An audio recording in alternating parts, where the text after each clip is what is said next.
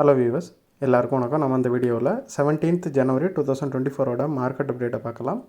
அப்புறம் stocks, HCL technologies, SBI life insurance, LTM entry இதெல்லாம் இதுக்காக ரேலி ஆச்சுது. Kotak Mahindra, Tata steel, HDFC bank இதெல்லாம் இதுக்காக விழுந்துச்சு. எஃப்எஸ்டிஎஸ் இவங்கெல்லாம் வந்து எவ்வளோ க்ரோஸ்க்கு ஸ்டாக்ஸை பை அண்ட் செல் பண்ணியிருக்கிறாங்க. யூஎஸ் மார்க்கெட் இதுக்காக விழுந்துச்சு, கிரிப்டோ இதுக்காக விழுந்துச்சு, க்ரூட் கரன்சி, கோல்டு இதோட ரேட்ஸ் எல்லாத்தையும் நம்ம இந்த வீடியோவில் பார்க்கலாம். ஃபஸ்ட் வந்து மார்க்கெட் அப்டேட்டை பார்த்துடலாம். அதுக்கு முன்னாடி நீங்கள் இன்னும் இந்த சேனலை சப்ஸ்கிரைப் பண்ணாமல் இருந்தால் மறக்காமல் சப்ஸ்கிரைப் பண்ணுங்கள். அப்படியே இந்த பெல் ஐக்கானை கிளிக் பண்ணிங்கன்னா டெய்லி அப்டேட்ஸ் தவறாமல் கிடைக்கும். நிஃப்டி பார்த்திங்கன்னா 460 பாயிண்ட் வந்து ஒரே நாளில் விழுந்துச்சு. ஏறக்குறைய இது 2.09%, 2%க்கு மேலே நிஃப்டி ஒரே நாளில் விழுந்திருக்குது. சென்செக்ஸ் பார்த்திங்கன்னா 1628 பாயிண்ட் வந்து விழுந்திருக்குது. இது வந்து ஒரு 2.25% கிட்ட விழுந்திருக்குது. 2.23% வந்து சென்செக்ஸ் வந்து விழுந்திருக்குது. ஒரே நாளில் இவ்வளோ பாயிண்ட்ஸ் வந்து நிஃப்டி ரீசெண்ட் டேஸில் விழவே இல்லை. கொரோனாவுக்கு அப்புறமா ஒரு பெரிய வீழ்ச்சியை வந்து நிஃப்டி வந்து சந்திக்குது. இதுக்கு நிறைய காரணங்கள் இருக்குது. மொதல் காரணம் என்னென்னு பார்த்தோம் அப்படின்னா, எஃப்ஐஎஸோட செல். எஃப்ஐஎஸ் வந்து ஒரே நாளில் 10,000 கோடிக்கு வந்து 10,000 கோடிக்கு மேலே ஒரே நாளில் செல் பண்ணியிருக்காங்க ஸ்டாக்ஸை. அப்புறம் ஹெச்டிஎஃப்சி பேங்க்கோட ரிசல்ட்டு. ஹெச்டிஎஃப்சி பேங்க்கோட ரிசல்ட் வந்து இந்த அளவுக்கு மக்களை வந்து இது அதிருப்திப்படுத்துகிற விதமாக வரும் அப்படின்னு யாருமே எதிர்பார்க்கல. அந்த அளவுக்கு அதிருப்தியாக வந்திருக்குது ஹெச்டிஎஃப்சி பேங்க்கோட ரிசல்ட்டு. ஸோ அது ஒன்று. அப்புறம் பார்த்திங்கன்னா யூஎஸ் மார்க்கெட்டும் வீழ்ச்சியை சந்திச்சிருக்கு, கிரிப்டோவும் விழுந்துட்டுருக்குது, கோல்டும் விழுந்துட்டுருக்குது. அது மட்டும் இல்லாமல் ஈரானுக்கும் பாகிஸ்தானுக்கும் இடையில வர ஒரு சின்ன பிரச்சனை போயிட்டுருக்குது. ஸோ இந்த மாதிரி எல்லா பிரச்சனைகளுமே சேர்ந்து வந்து மார்க்கெட்டை வந்து விழ வச்சிருச்சு. அதுவும் மார்க்கெட் வந்து ஓரளவு நார்மலான பொசிஷனில் இருந்து அந்த அளவுக்கு விழுந்திருக்காது. மார்க்கெட் வந்து ஒரு பயங்கரமான ரேலியை கொடுத்துச்சு ரீசெண்டாக ஒரு 2 மாதமாக. ஸோ அந்த ரேலியில் மார்க்கெட் வந்து ரொம்ப ஹையர் பொசிஷனுக்கு போயிட்டு, ஸோ அந்த இடத்துல இருந்து எந்த பேட் நியூஸும் வரக்கூடாதுன்னு தான் எல்லாருமே நினச்சிட்ருப்பாங்க. ஸோ ஆனால் அந்த இடத்துல வந்து இந்த மாதிரி ஒரு பெரிய பேட் நியூஸ் வந்து ஒரே நாளில் இவ்வளோ பாயிண்ட்ஸ் வந்து விழ வச்சிருச்சு. 10 ஸ்டாக்கு தான் வந்து ரேலி ஆயிருந்துச்சு, 40 ஸ்டாக் வந்து டிக்ளைன் தான் ஆயிடுச்சு. இதுக்கு முன்னாடி வெறும் 2 ஸ்டாக் மட்டும் ரேலி ஆகி மீதி 48 ஸ்டாக்குமே வந்து விழுந்தப்போ கூட இந்த அளவுக்கு மார்க்கெட் வந்து வீழ்ச்சியை சந்திக்கலை. ஸோ அந்த அளவுக்கு வீழ்ச்சி வந்து கொஞ்சம் பெருசாக இருந்துச்சு. எக்ஸாம்பிளுக்கு சொல்ல போகிறோன்னா, நீங்கள் வந்து ஒரு ஆப்ஷன் வந்து 3000 ரூபாய்க்கு நீங்கள் வாங்கியிருந்தீங்கன்னா, ஒரு ட்ரேடிங் ஆப்ஷன் ட்ரேட் பண்ணி 3000 ரூபாய்க்கு ஒரு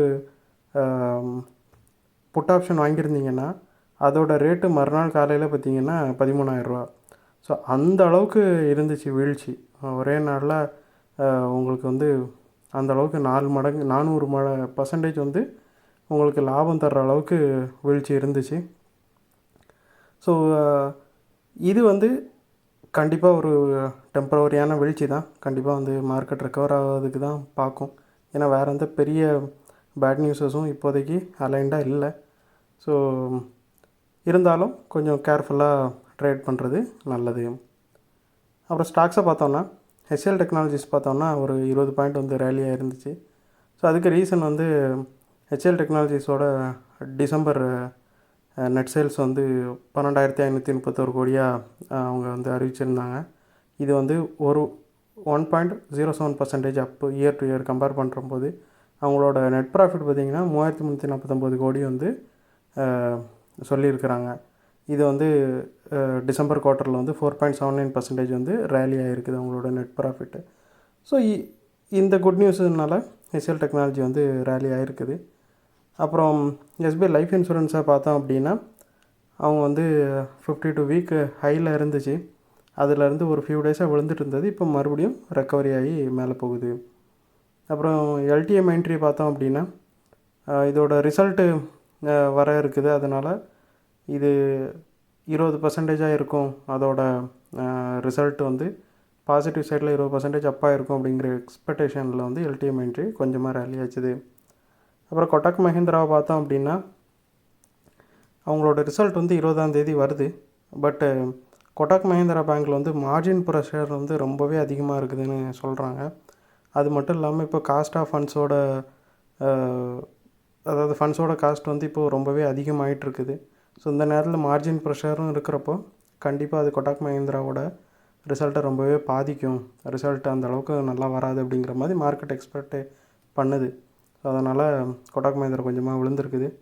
அப்புறம் டாடா ஸ்டீலில் பார்த்திங்கன்னா ஒரு 4% வந்து விழுந்திருக்குது. ஸோ இதுக்கு ரீசன் வந்து ப்ராஃபிட் புக்கிங் தான்.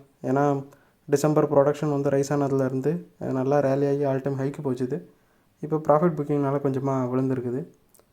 அப்புறம் பார்த்திங்கன்னா ஹெச்டிஎஃப்சி பேங்க் வந்து 8.44% வந்து விழுந்திருக்குது. 141 பாயிண்ட் வந்து ஒரே நாளில் விழுந்திருக்குது. ஹெச்டிஎஃப்சி பேங்க்கோட ரிசல்ட்டை யாருமே இந்த அளவுக்கு நெகட்டிவாக எக்ஸ்பெக்ட் பண்ணல. ப்ராஃபிட் வந்து 34% வந்து இன்க்ரீஸ் ஆகிருக்குது. 16,373 கோடியாக இருக்குது.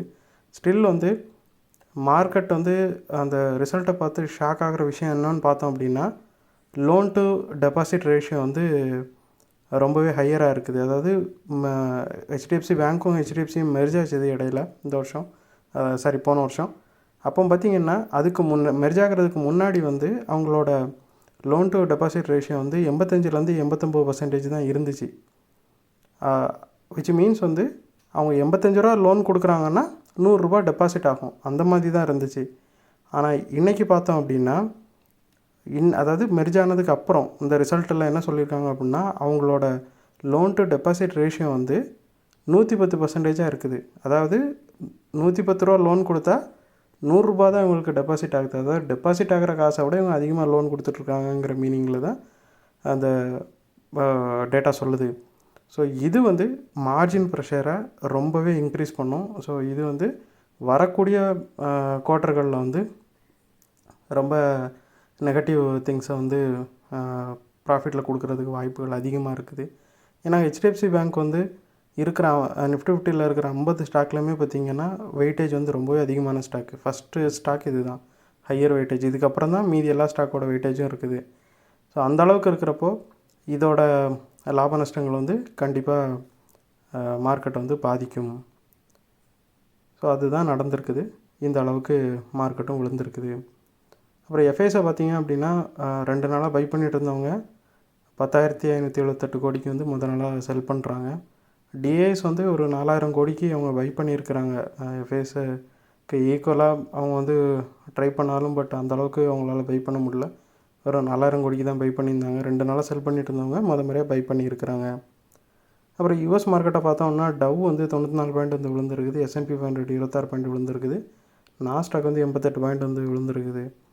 ஸோ இதுக்கு ரீசன் வந்து முந்தின நாள் சொன்ன மாதிரியே ரீட்டைல் சேல்ஸ் வந்து ரொம்பவே ஸ்ட்ராங்காக இருக்குது. ஸோ அது வந்து இன்ஃப்ளேஷனை கம்மி பண்ண இப்போதைக்கு விடாதுங்கிற மாதிரி இருக்குது. அப்புறம் ஆப்பிள், என்விடியா, டெஸ்லா எல்லா ஸ்டாக்ஸுமே வந்து பயங்கர செல்லாக நடந்துச்சு. அப்புறம் ட்ரெஷரி ஈல்டு பார்த்திங்க அப்படின்னா மெகா கேப்ஸை வந்து ரொம்பவே ஹர்ட் பண்ணுற அளவுக்கு இன்க்ரீஸ் ஆகிருக்குது. அது மட்டும் இல்லாமல் இந்த ரீட்டைல் சேல்ஸோட டேட்டா வந்து சீக்கிரமே ஃபெட் வந்து இன்ட்ரெஸ்ட் ரேட்டை குறைப்பாங்க அப்படிங்கிற ஹோப்பில் வந்து கொஞ்சமே அந்த ஹோப்பை உடைக்கிற மாதிரி தான் இருக்குது இந்த டேட்டா. ஸோ இதனால் மார்க்கெட் பார்த்திங்கன்னா கொஞ்சமாக விழ ஆரம்பிச்சிருக்குது.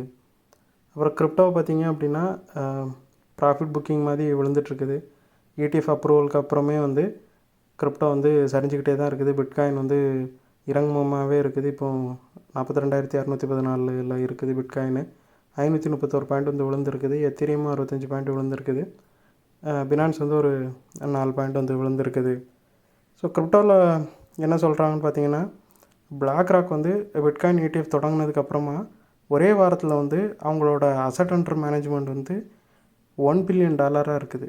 இது வந்து ஒரு பயங்கரமான நம்பர். ஸோ பிளாக் ராக்குக்கு வந்து இது ரொம்பவே மகிழ்ச்சிகரமான ஒரு செய்தியாக தான் இருக்கும். அவங்களுக்கு மட்டும் இல்லை, ஹோல் கிரிப்டோ அந்த ஃபேமிலிஸ்க்குமே வந்து இது நல்ல நியூஸ். அதாவது கிரிப்டோவில் யாரெல்லாம் ட்ரேடு பண்ணுறாங்களோ, யாரெல்லாம் அந்த ETF சார்ந்திருக்கிறாங்களோ எல்லாருக்குமே வந்து இது ஒரு ரொம்பவே பாசிட்டிவான நியூஸு தான். பட் ஸ்டில் வந்து ப்ராஃபிட் புக்கிங்கில் தான் இருக்குது. மேபி இது வந்து கூடிய சீக்கிரம் ரெக்கவர் ஆகிறதுக்கான சான்சஸ் அதிகமாக இருக்குது. பிட்காயின் க்ரூடு பார்த்திங்கன்னா 78.13 இருக்குது. பெரிய சேஞ்சஸ் எதையும் மேக் பண்ணல. கரன்சியும் USD வந்து இந்தியன் ருப்பிக்கு அகெயின்ஸ்டாக 83.17 இருக்குது. பெரிய சேஞ்ச் எதுவும் மேக் பண்ணல.